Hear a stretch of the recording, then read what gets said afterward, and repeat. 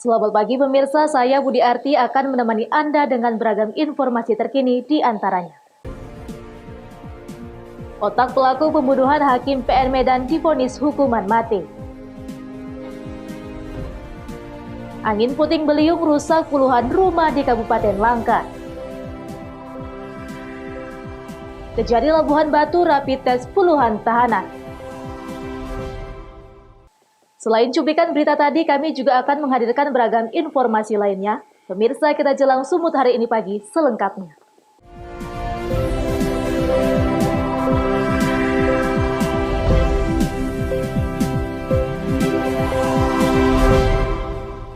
Pemirsa, ZH otak pelaku pembunuhan berencana terhadap Hakim Pengadilan Negeri Medan Jamaluddin dijatuhi hukuman mati oleh Majelis Hakim Pengadilan Negeri Medan.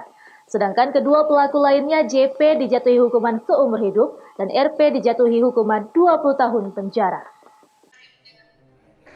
Sidang vonis terhadap pelaku pembunuhan Hakim Pengadilan Negeri Medan Jamaluddin kembali digelar di ruangan Cakra 8 Pengadilan Negeri Medan, Sumatera Utara. Dengan digelar secara virtual, ketiganya pun mendengarkan putusan yang dibacakan oleh Hakim Pengadilan Negeri Medan melalui telekonferensi. Majelis Hakim Pengadilan Negeri Medan mengatakan ketiganya terbukti bersalah telah melanggar pasal 340 KUH Pidana Junto pasal 55 ayat 1 ke 1, Junto 64 ayat 1 KUH Pidana. Dengan bersama-sama melakukan pembunuhan berencana terhadap Hakim Pengadilan Negeri Medan Jamaluddin. Terdakwa ZH, istri Hakim Jamaluddin yang juga merupakan otak pelaku pembunuhan dijatuhi hukuman mati oleh Majelis Hakim. Sedangkan kedua pelaku lainnya dijatuhi hukuman berbeda, JP dijatuhi hukuman seumur hidup, RP dijatuhi hukuman 20 tahun penjara. Hukuman ini lebih tinggi dari tuntutan sebelumnya, di mana ketiganya dituntut oleh Majelis Hakim dengan hukuman seumur hidup. Mendengarkan putusan yang dibacakan Majelis Hakim, terdakwa ZH sempat mengeluarkan air mata di hadapan Majelis Hakim dan juga di hadapan kedua anak tirinya yang hadir menyaksikan persidangan. Penasehat hukum terdakwa menghargai putusan yang dibacakan oleh Majelis Hakim dan masih mempertimbangkan untuk langkah hukum selanjutnya, apakah menerima atau mengajukan banding. Sebagai lawyer kami menghargai putusan hakim yang telah dibacakan itu. Karena itu adalah produk hukum, menjadi wewenang hukum mengambil putusan. Persoalan apakah kami banding atau tidak, sekarang belum saya bisa jawab. Sebab saya harus konsultasi dulu dengan klien kami. Kalau katanya banding, kami banding. Wahyu Pratama melaporkan untuk Eva Rina TV. Tatanan normal baru atau new normal, petugas gabungan kembali melakukan razia kepada masyarakat yang tidak menggunakan masker di Jalan Ledda Sujono Medan, Sumatera Utara. Razia ini dilakukan karena kota Medan masuk wilayah zona merah dan pasien COVID-19 terus bertambah. Petugas gabungan dari Kecamatan Satuan Polisi Pamong Praja, TNI, dan Dishub Kota Medan kembali melakukan razia masker di era tatanan normal baru atau new normal di kawasan Jalan Ledda Sujono Medan, Sumatera Utara. Satu persatu pengguna jalan diberhentikan lantaran tidak menggunakan masker. Petugas juga menghimbau masyarakat untuk senantiasa menaati protokol kesehatan untuk diri sendiri maupun orang lain. Masyarakat yang tidak menggunakan masker dilakukan penahanan kartu tanda penduduk serta sanksi sosial berupa push-up. Razia masker ini juga gencar dilakukan pemerintah Kota Medan di sejumlah titik, mengingat Kota Medan masuk wilayah zona merah dan angka penyebaran COVID-19 terbanyak di daerah Sumatera Utara. Beberapa instansi terkait tim mengadakan razia masker yang merupakan perintah dari untuk melaksanakan protokol kesehatan agar ini tujuan kita adalah untuk menangani percepatan penanganan virus corona disease. Kan prosesnya adalah menahan KTP, kemudian kalau tidak yang membawa KTP kita akan melaksanakan push up bagi yang masih muda. Tapi kami lebih ke titik beratkan sosialisasi penggunaan masker. Selain razia masker, pemerintah Kota Medan juga gencar menggelar pemeriksaan rapid test dan swab test guna mencegah penyebaran dan memutus mata rantai COVID-19 di masyarakat. Wahyu Pratama melaporkan untuk Evarina TV. Pemirsa, meski berada di masa pandemi COVID-19, hal tersebut tidak menyurutkan semangat masyarakat untuk tetap bergotong royong. Seperti yang terlihat di Dusun Sipinggan, Nagori 3 Bolon, Kecamatan Sidamanik, Kabupaten Simalungun, Sumatera Utara, puluhan warga berinisiatif memperbaiki jalan. Selain mempererat persaudaraan, gotong royong ini dilakukan sebagai bentuk kesadaran bersama dalam membangun desa. Dengan swadaya masyarakat dan dibantu para warga perantau, puluhan masyarakat Dusun Sipinggan memperbaiki akses jalan penghubung dua kecamatan, yakni Kecamatan Sidamanik dan Kecamatan Panitonga, Kabupaten Simalungun. Khawatir akses jalan mereka yang semakin rusak, warga Dusun Sipinggan pun melakukan gotong royong. Walaupun bermodalkan peralatan sederhana seperti cangkul dan parang yang dibawa dari rumah masing-masing, warga bahu-membahu memperbaiki jalan sepanjang 5 km tersebut. Warga berharap dengan bergotong royong dusun mereka bisa menjadi lebih baik dari sebelumnya. Ini kita menjalankan gotong royong dalam rangka perbaikan jalan, di mana kita bersama dengan masyarakat seluruhnya. Dusun Sipinggan mengharapkan supaya aksi jalan ini bagus dan kita adakan swadaya masyarakat untuk pembangunan jalan. Begitu. Jo Ambarita melaporkan untuk Evarina TV. Sumut hari ini masih akan kembali sesaat lagi, tetaplah bersama kami.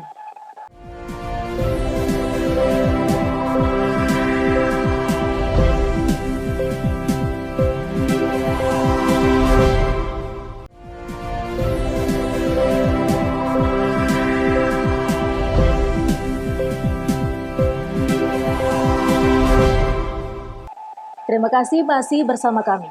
Pemirsa, hujan deras disertai angin kencang melanda wilayah Kabupaten Langkat, Sumatera Utara. Akibatnya puluhan rumah warga mengalami kerusakan. Hujan deras yang disertai angin kencang terjadi pada Selasa malam sekitar pukul 20.30 waktu Indonesia Barat melanda 3 desa di Kecamatan Hinai, Kabupaten Langkat, Sumatera Utara. Peristiwa tersebut mengakibatkan puluhan rumah warga mengalami kerusakan pada bagian atap rumah. Seperti halnya yang terlihat di Dusun Desa Mukapaya, Kecamatan Hinai, sejumlah atap rumah warga terlihat rusak dan berterbangan ke jalan.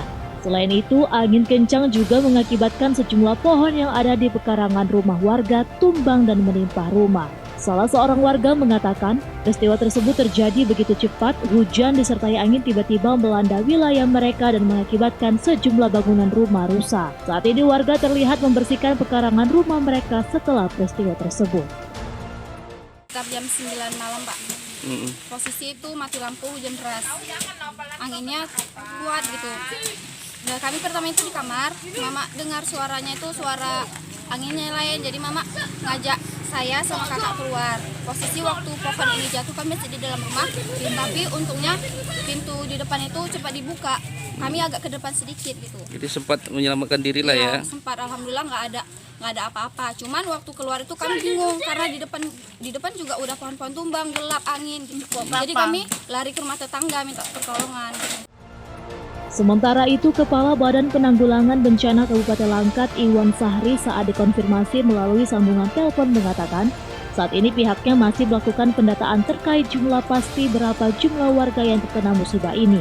Hingga saat ini dari laporan sementara di lapangan masih tercatat puluhan rumah warga mengalami kerusakan akibat peristiwa tersebut dan musibah ini hanya melanda wilayah Kecamatan Hinai saja. Wahyu Pratama melaporkan untuk Evarina TV. Pemirsa, uji coba pembukaan kebun binatang Medan atau Medan Zoo yang direncanakan dibuka pada tanggal 5 Juli mendatang justru melanggar protokol kesehatan. Dalam kawasan tersebut banyak ditemukan balita dan lansia yang tidak menggunakan masker.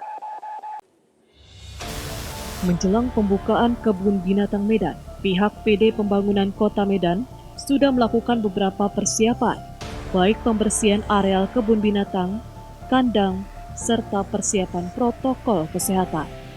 Namun sangat disayangkan, pada masa uji coba ini sejumlah pengunjung melanggar protokol kesehatan. Terlihat pengunjung berusia lanjut usia serta balita berada di dalam Medan Zoo dan tidak menggunakan masker. Menurut informasi, Dirut PD Pembangunan Putrama Al-Khairi sudah membuat aturan larangan bagi pengunjung yang berusia di atas 60 tahun dan anak-anak balita.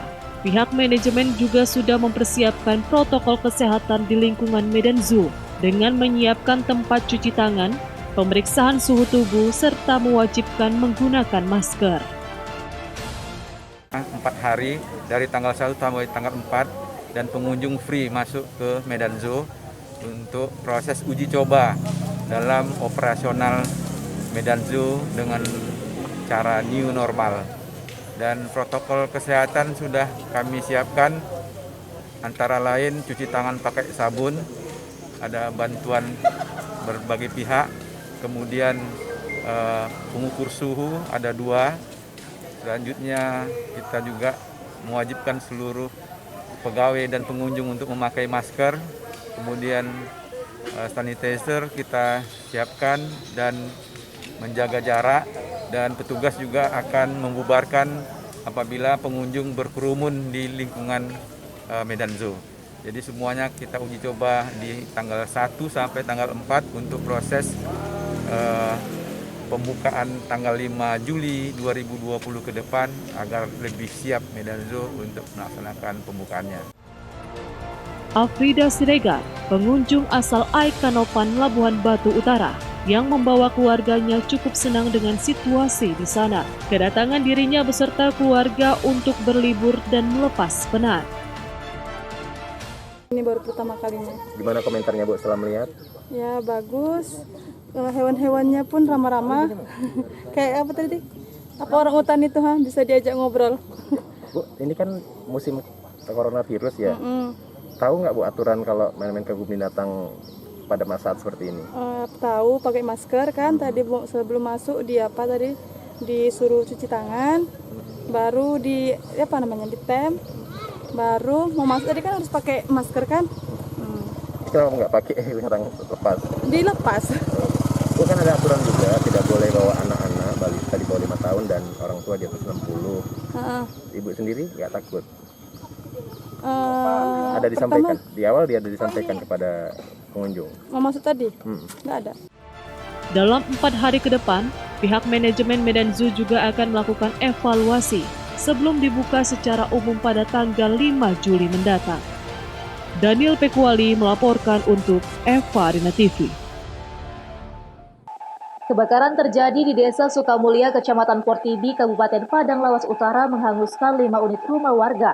2 unit rumah diantaranya rata dengan tanah. Sebanyak 5 rumah warga di Desa Sukamulya, Kecamatan Portibi, Kabupaten Padang Lawas Utara terbakar. Selain menghanguskan perabot rumah warga, peristiwa naas tersebut juga mengakibatkan 2 unit rumah diantaranya rata dengan tanah. Kebakaran terjadi sekitar jam 10 pagi, dan pihak pemadam kebakaran Kabupaten Padang Lawas Utara langsung menurunkan 5 unit mobil pemadam kebakaran setelah mendapat informasi dari salah seorang warga desa, dan api pun berhasil dipadamkan sekitar 2 jam kemudian. Dugaan sementara terjadinya kebakaran karena hubungan arus pendek listrik. Sementara itu pihak kepolisian masih melakukan penyelidikan. Selain itu, Kepala Desa Sukamulya mengatakan, dalam kejadian kebakaran ini tidak ada korban jiwa, namun kerugian mencapai ratusan juta rupiah. Tadi ada laporan masyarakat itu Pak sekitar jam 11, termasuk itu Abang Purnawirawan Pohan, dilaporkan ke Babin Kamtipmas sama Babinsa. Berketepatan kami pas tadi di Kecamatan Portibi ada rapat musyawarah desa, langsung kami ke TKP. Jadi Pak, untuk rumah yang terbakar Pak, jumlahnya berapa? Jumlahnya ada 5 Pak itu. Oh 5 Pak. Korban jiwa Pak dalam kebakaran? Sementara belum ada Pak, sudah identifikasi di lapangan belum ada Pak. Kebakaran ini dari api kecil tadi ke atas saksinya kan, kira-kira kerugian sekitar 100 juta lebih lah. Ini Pak, kejadiannya tadi Pak, kira-kira jam berapa nih Pak? Kira jam 9 pagi. Sampai saat ini, pihak pemadam kebakaran bersama personil kepolisian dan TNI serta dibantu masyarakat sekitar masih melakukan pembersihan atas puing-puing kebakaran dan sisa-sisa api. Arif Siregar melaporkan untuk Eva Rina TV. Semut hari ini masih akan kembali sesaat lagi, tetaplah bersama kami.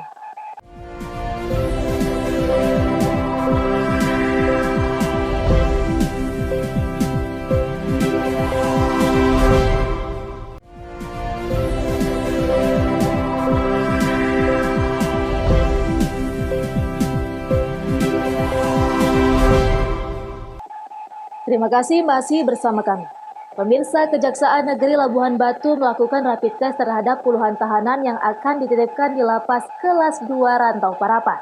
Penitipan ini merupakan titipan perdana di masa pandemi COVID-19 sejak akhir bulan Maret 2020 lalu. Sedikitnya 30 tahanan yang dipindah dari sel tahanan Polres Labuhan Batu ke Lapas Rantau Parapat menjalani rapid test yang dilakukan Kejari Labuhan Batu dibantu tim gugus tugas percepatan penanganan COVID-19 Labuhan Batu, Sumatera Utara. Kepala Lapas Rantau Parapat Era Wiharto menyebutkan proses pemindahan tahanan ini tetap menerapkan protokol kesehatan dan penyediaan peralatan rapid test ditanggung aparat penegak hukum yang menitipkan tahanannya di Lapas Rantau Parapat yang mana langkah ini sebagai bentuk antisipasi penyebaran COVID-19.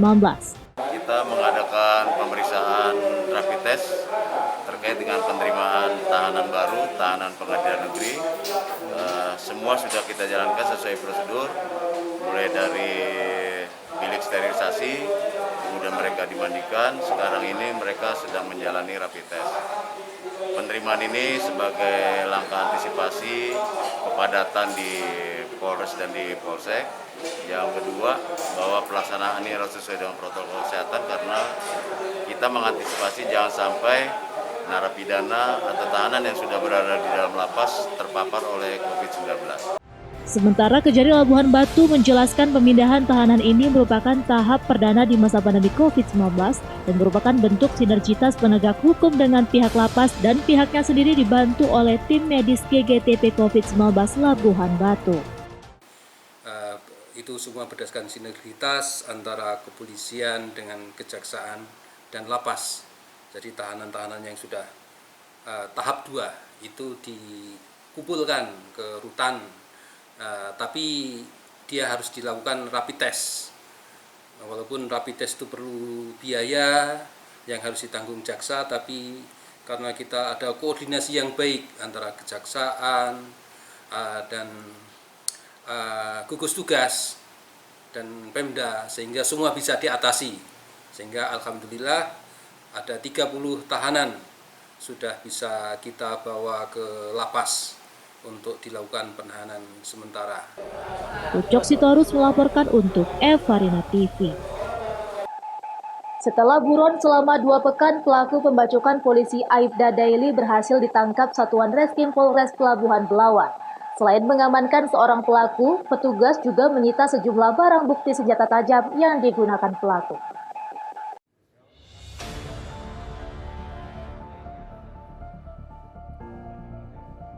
RPM, seorang pelaku pembacokan anggota Polri warga Belawan, berhasil ditangkap petugas kepolisian di kediaman rumah pelaku tanpa perlawanan. Dalam aksinya, pelaku yang nekat melukai seorang anggota Polri bernama Aibda Daily. Saat melakukan penangkapan terhadap otak pelaku tawuran dan begal sadis di kawasan pesisir Belawan. Selain mengamankan pelaku, petugas juga menyita sejumlah barang bukti berupa baju kemeja yang dikenakan pelaku dan senjata tajam. Saat ini pelaku tak bisa berkutik di hadapan petugas kepolisian.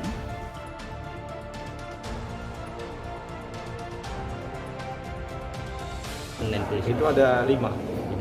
Ada 5 ya. Itu sudah kita amankan, kita proses. Status Erwin gimana? Ya, pada saat proses penangkapan mereka melakukan penyerangan sehingga pada hari berikutnya kita cari, kita lakukan penangkapan terhadap mereka dan saat ini kita lakukan proses hukum sesuai dengan aturan yang ada. Itu Erwin belum ditangkap ya? Itu 1 masih DPO. Atas perbuatannya, pelaku dikenakan pasal 170 Junto 351 dan terancam hukuman 7 tahun penjara. Sebelumnya, polisi juga telah mengamankan 4 orang diduga rekan pelaku penikaman. Sementara itu, otak pelaku tawuran sekaligus begal sadis masih buron. Bayu Pratama melaporkan untuk Evarina TV.